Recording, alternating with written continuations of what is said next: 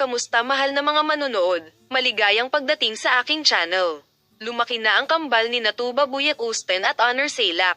Ibinahagi ng aktres na si Tugbo Buyak-Usten ang video ng kanyang sarili na sumasayaw kasama ang kanyang kambal na anak na sina Maya at Toprak mula sa kasal nila ng kanyang dating asawang si Honor Salak sa kanyang social media account. Ang huling estado ng kambal ay nakakagulat. Ang aktres na si Tugbo Buyak-Usten, na ikinasal sa kanyang kasamahan na si Honor Salak sa Paris noong 2011, ay tinanggap ang kanilang mga anak na sina Toprak at Maya noong 2012.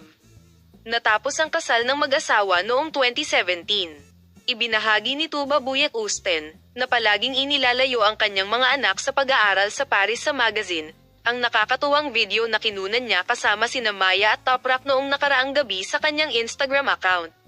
Hindi napapansin na ang mga batang babae ay lumaki ng husto.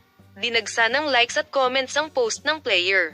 Dito namin ibinabahagi sa inyo ang mga magagandang larawan ng mga aktor, ang kambal na anak ng magaling na aktres. Mapapanood ninyo sila sa aming channel.